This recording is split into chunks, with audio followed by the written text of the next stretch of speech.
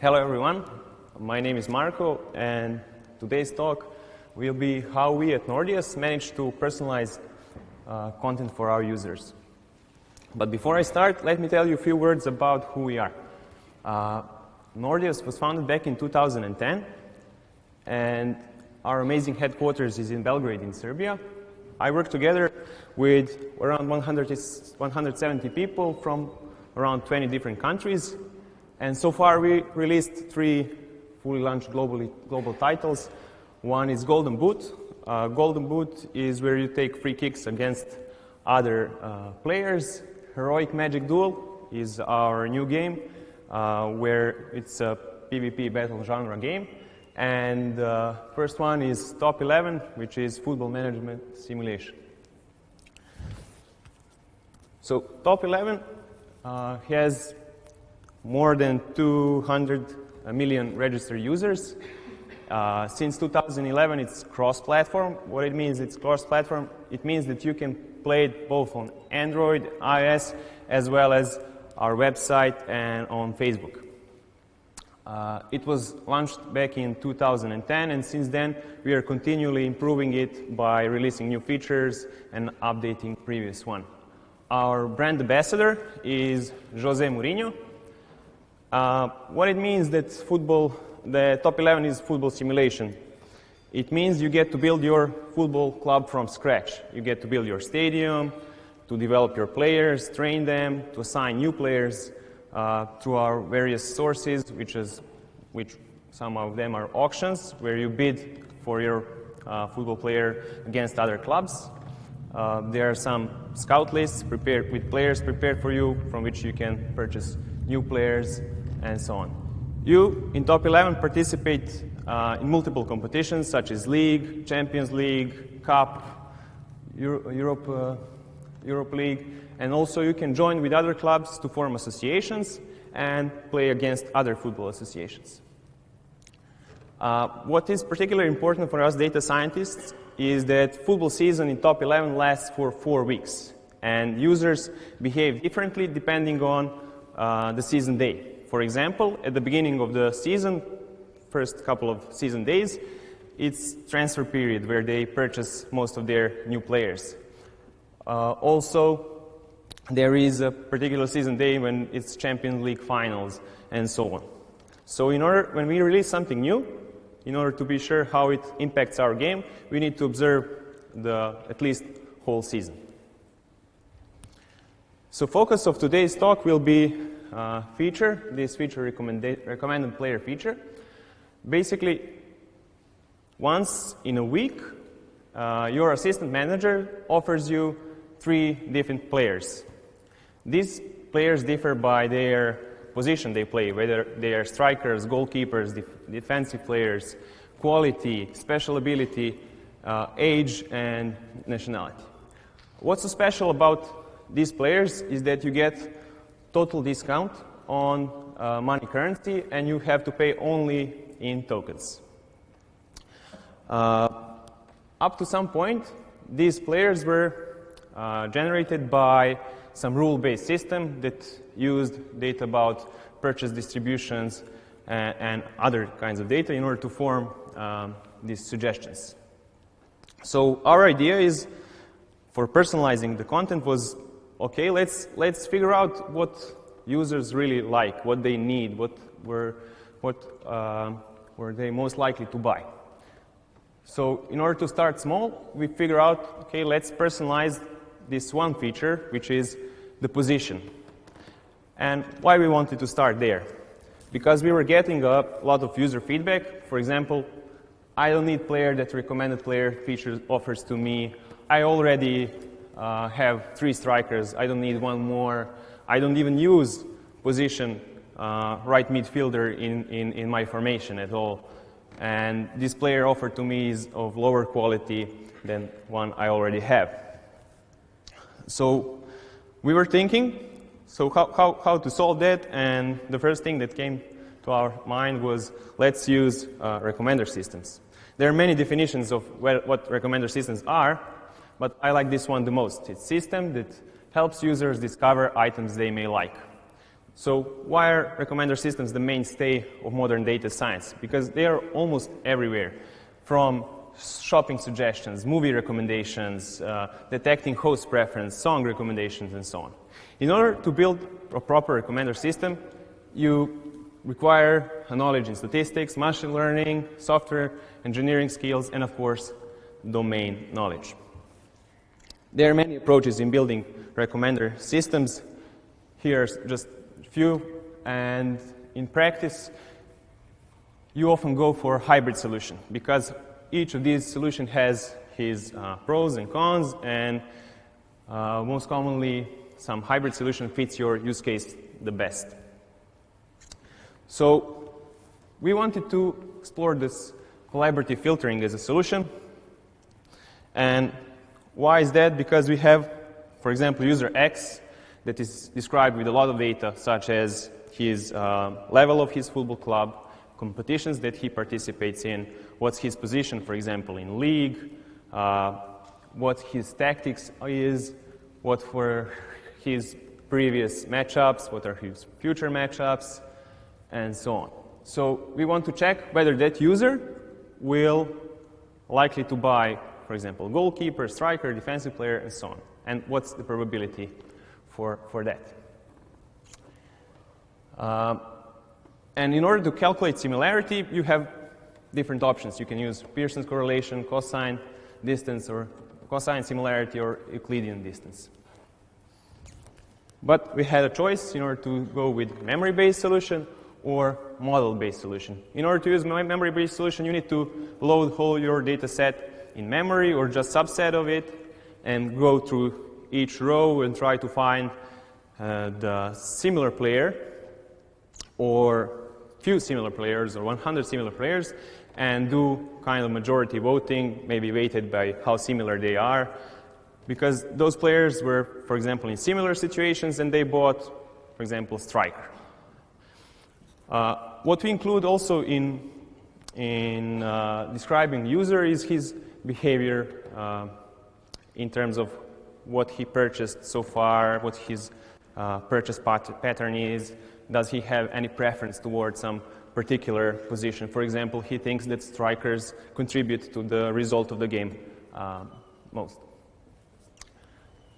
Okay, but we then decided to go with model-based because in model-based solution, it's much faster, and we have a lot of users, and it's we really want to provide these recommendations really fast. And what model-based solution does is tries to compress the whole data set in one machine learning model, and then you input your data regarding user and get the probability for each position, how likely this player is going to buy it. But on the other side, it's a bit inflexible because with each update and everything, each season day or something changes in the game, you have to retrain your model to use new data that may capture new behavior patterns because these, as we saw, behavior patterns change over time for our users. Also, they say that quality of prediction is a bit lower with a model-based solution. However, this was not the case with us. And I think with recent advancements in machine learning, it's even not that often that it has lower quality. So what was our approach? We want to match a manager's personal preference. When I say manager, I mean our users. And turn the tons of data into meaningful features. That was quite a challenge. Also, then based on this feature, use some model selection techniques and hyperparameter tuning in order to get the final model and then put things into production. This was last but not the least. So how we approached to the feature engineering. One challenge was that we had highly dimensional data. We had a lot of features that might influence the user's decision.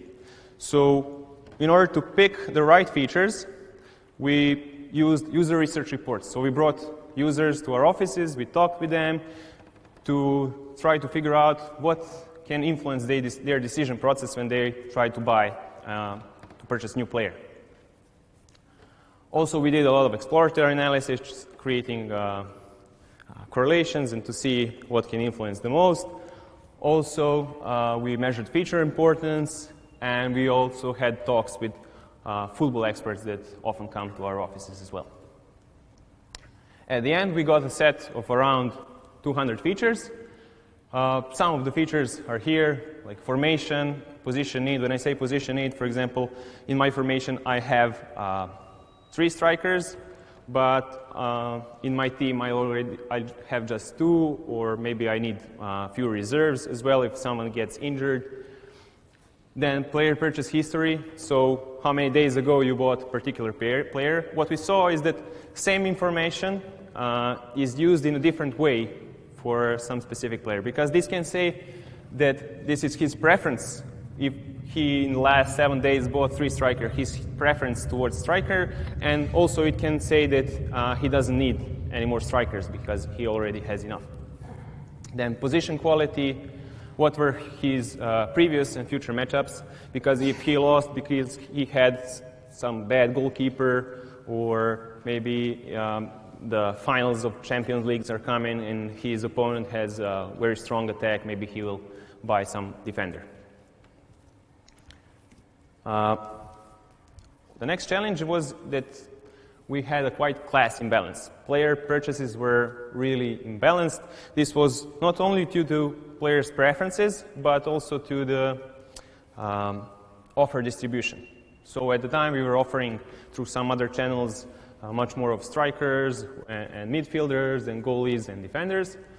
So in order to tackle this challenge, we explored different techniques, oversampling, row sampling, and at the end, we'd end up with F1 score plus undersampling that fitted our use case quite well, because we had a lot of data and we could lower number of samples from majority class to match number of samples from minority classes. The third point was really important to me because it says owning content and playing games are implicit signals of players' affinity. In other words, it means correlation is not causation. In our use case, players sometimes, or our users sometimes buy a particular player not because they need it, but because it was just a good offer at the moment. For example, they go to the auction list, it's 2 a.m., there are not a lot of users online, for example, on that particular auction list, and they find some player that actually doesn't fit their current formation, but it's really good player, and they don't have to spend a lot of tokens for it. So in order to remove this noise while training the data, we only focused on purchases that really mattered. And how we know what purchases really matter? Because we saw that purchases that were with higher number of tokens above some threshold for particular quality, that means that he really needed that player, otherwise he wouldn't spend that much on it.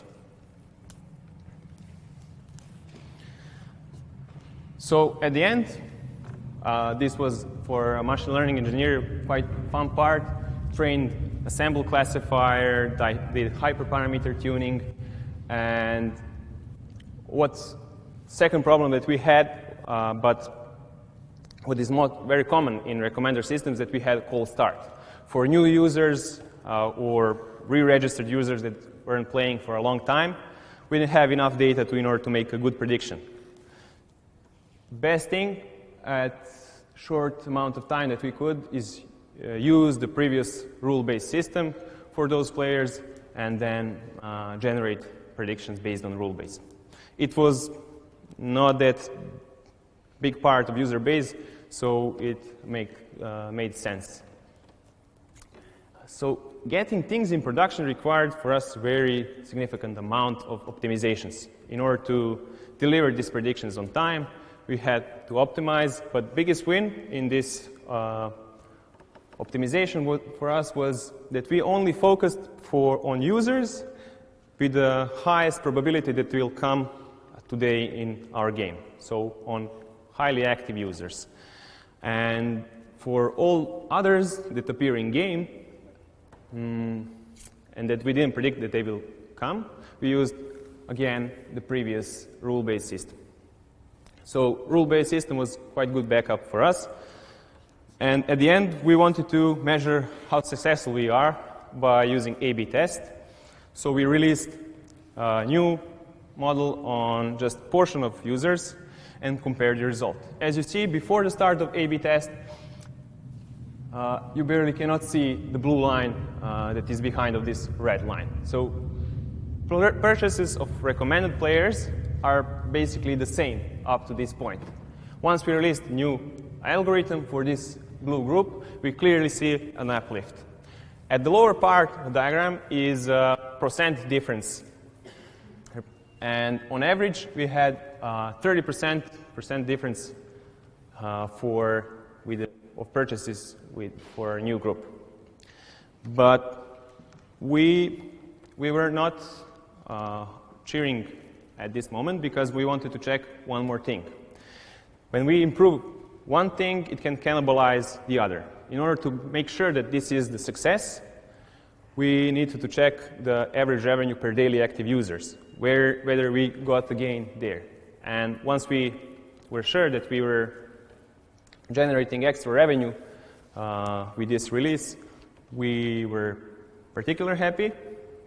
And what made our hearts warm was user feedback that we got. And they said, it's really great update, they were really happy.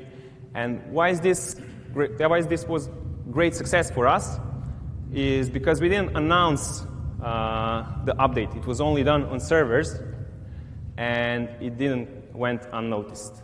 Users noticed that, and they rewarded with warm comments. And this was observation that give us boost to do similar things and even more personalized content. In order to summarize, giving users meaningful content is rewarding in both ways. And if I want you to remember three things from this talk, one would be implicit signals of players' affinity may affect accuracy if not taken with care. There's the thing when we said that sometimes users do certain things for other reasons than what we think they do, and the correlation is not causation. The other thing was falsely selected measure of success can mask out failure. If we only focused on recommended players bought, we could cannibalize our own revenue. And the third one is machine learning models capture user preferences and are way to go for personalizing content. Thank you very much. And please, if you have any questions, shoot.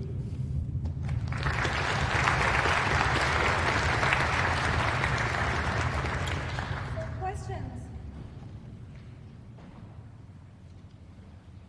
Any questions about football? No? Oh, there's one. There.